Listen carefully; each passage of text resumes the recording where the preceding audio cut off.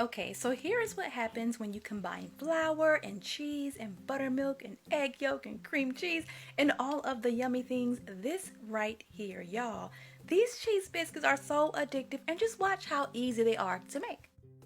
Okay, we're gonna start with our dry ingredients first. I'm gonna add my all-purpose flour into a big old bowl. I'm gonna add a little bit of baking powder. I'm gonna throw in some cream of tartar and a little bit of salt and some sugar. All right, once you have all that in a bowl, go ahead and just combine this well with your whisk. You can even sift it if you want to, but I ain't doing all of that.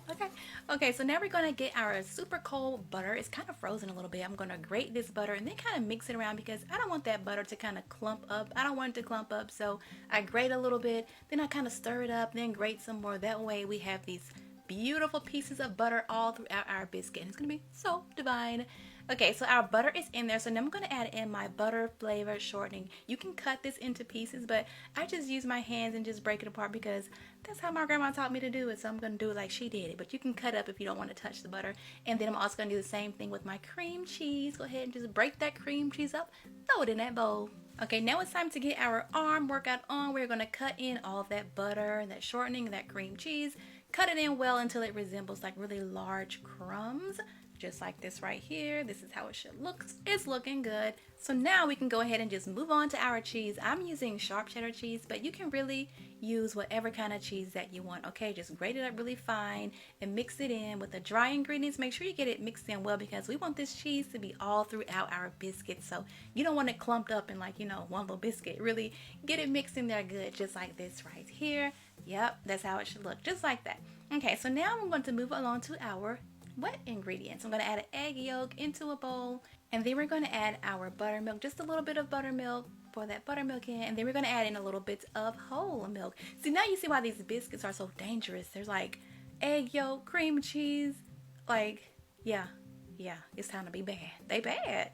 Okay, so we're going to go ahead and mix our wet ingredients into our dry ingredients until a dough forms. Now, think about biscuit dough. You want the biscuit dough to be a little bit wet because, honey, a wet biscuit dough is the best biscuit dough. Like, for real, they like just melt in your mouth. Oh my God, I love these biscuits. Okay, so that looks good. Everything is all mixed in. We were nice and gentle, so we didn't overwork the dough. We're gonna flour our work surface here, and then we're gonna plop this dough right onto our cutting board. It's very wet. Go ahead and flour your hands up, and very, oh so gently, we're going to fold this dough into thirds and then flip it over. We're gonna fold it again a few more times just so we can create some nice little layers in our biscuit. And then finally we're going to go ahead and just pat it out. You can use a rolling pin or your hands, and then just go ahead and cut your biscuits. Go ahead and drive that cutter straight down. Don't twist it because it can seal the biscuits and they won't be nice and high. So just drive it straight down, pick it up, add some flour to your cutter if you need it. You probably will. Now to get the last 3 biscuits, you're going to have to re-roll this dough, especially if you're using a 2.5-inch cutter like I'm using.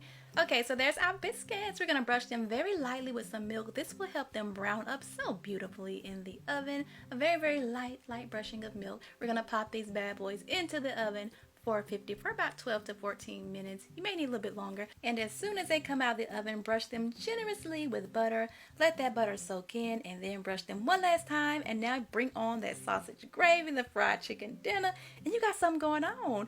Give them a try, you guys, and let me know how you like them. Later.